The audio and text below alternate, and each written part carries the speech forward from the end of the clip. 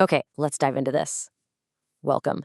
Today, we are focusing this explainer on a seriously fascinating corner of the market. We're talking about the fundamental pick and shovel companies that are quietly but powerfully driving the entire AI and semiconductor boom. Now, we aren't looking at the flashy, front-facing consumer tech today. Nope, we are digging straight into the foundation. We're looking at the essential tools, the absolutely unbreakable moats, and the cold, hard reality of what it actually costs to own a piece of this infrastructure.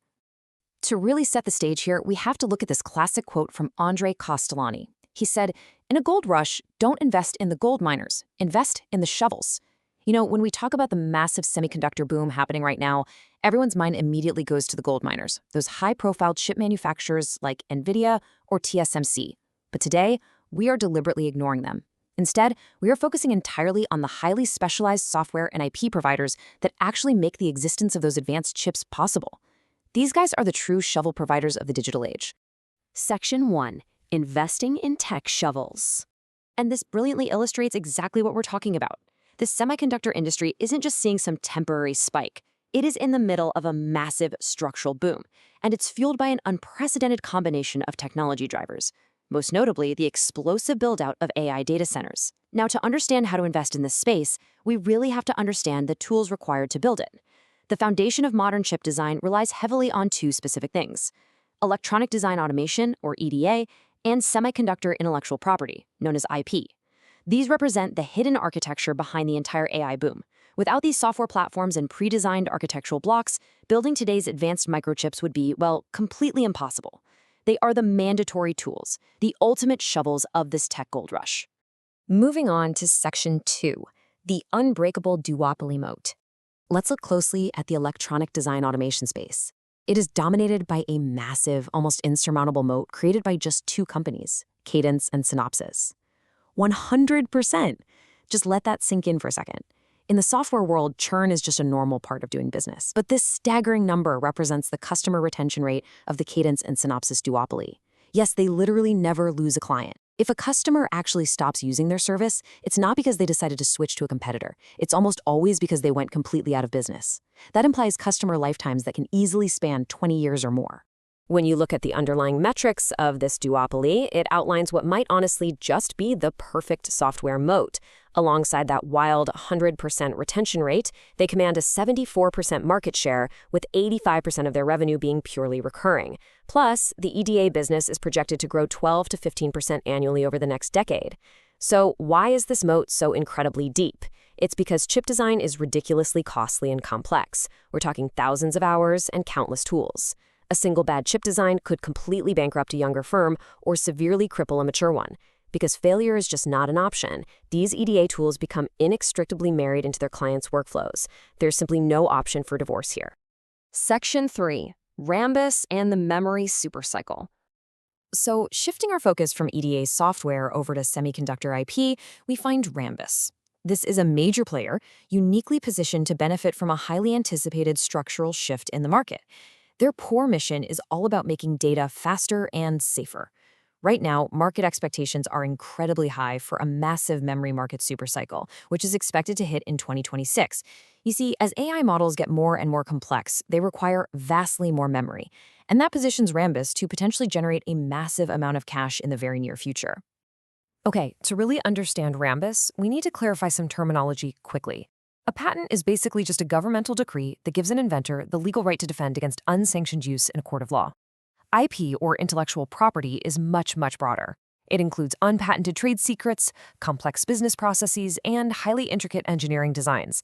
So the crucial point is that Rambus isn't just sitting around holding legal patents to sue people. No, they are actively providing highly complex in-house silicon IP and engineering designs that other companies desperately need to function.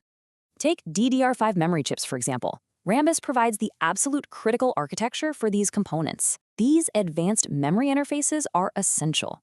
Without them, you literally cannot efficiently feed data into the power-hungry AI processors that are driving the entire tech industry right now.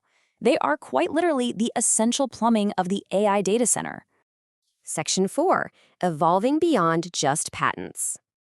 Rambus is undergoing a really fascinating transition right now. They are rapidly evolving from their historical identity, which was basically a traditional patent licensing business, into a direct physical product and IP powerhouse. Now, what's really interesting about this slide is their Q1 2026 revenue breakdown. Check it out. Their in-house designed product revenue came in at $93 million, which aggressively overtook their traditional royalties sitting at $65 million. This signals a major and very successful shift in their business model. They are out there selling real, tangible technological solutions now, not just licensing agreements. And the primary catalyst driving this explosive product and silicon IP growth? It's exactly what you might expect: massive demand for data center and AI infrastructure. In fact, over 75% of their chip and silicon IP revenue is driven directly by this specific sector alone. So as long as the AI data center party continues, Rambus is positioned right at the dead center of the action. And backing up all this growth is an absolutely immaculate set of fundamentals. Seriously, Rambus boasts a pristine balance sheet. They have over $1.53 billion in total assets, and they're entering this 2026 supercycle with over $786 million in total cash and marketable securities. But the most impressive part? They hold a completely debt-free status, alongside very high cash generation from their ongoing operations. I mean, fundamentally, they are rock solid. Let's move to and see how this builds into Section 5, Valuations and Insider Trading. So we've spent this explainer geeking out over perfect software moats, 100% retention rates, and pristine, debt-free balance sheets. But now we have to pivot and face the cold, hard reality of Wall Street metrics. Because, as we know, a great company isn't always a great stock if the price is wrong.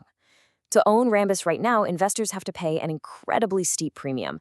The stock is trading at a forward price-to-earnings ratio of around 38 and a price-to-free cash flow multiple of nearly 41. That is undeniably expensive. However, Wall Street analysts remain incredibly bullish. The consensus rating across the board is a strong buy, with an average price target of $145.25. They clearly believe the massive 2026 growth will easily justify these lofty multiples. But hold on a second. Before we just blindly trust that analyst consensus, we need to look at what the people inside the company are actually doing with their own money. The legendary investor Peter Lynch once said, "Insiders might sell their shares for any number of reasons, but they buy them for only one. They think the price will rise." And that sets the perfect stage for a critical look at executive behavior over at Rambus. If you look at recent insider trading data for Rambus throughout early 2026, it reveals a massive, coordinated wave of insider selling. Notice that President and CEO Luke Serafin dumped nearly $4 million worth of stock in a single transaction in early March, and then he followed it up with another sale. We also see directors, the general counsel, and the chief financial officer heavily cashing out. So, while the corporate narrative and Wall Street analysts are aggressively promoting a strong buy all the way up to $145, the executives, who know this business better than anyone, are happily locking in their profits at much lower prices. This glaring gap between the narrative and their actions, it absolutely demands critical analysis. Which leaves us with this final thought to ponder. There's no denying that EDA software and semiconductor IP are the ultimate mandatory shovels of the AI gold rush. They feature unbreakable duopoly moats, 100% retention rates, and pristine, debt-free balance sheets. But as an investor, you really have to ask yourself, are these tools so critical? And is that 2026 supercycle so absolutely guaranteed that 40 times free cash flow valuations and multi-million-dollar insider sell-offs can simply be overlooked? It's a tricky question of balancing flawless business fundamentals against the cold, hard reality of market pricing. Thank you so much for joining me for this explainer, and I highly encourage you to dig into these metrics and decide for yourself.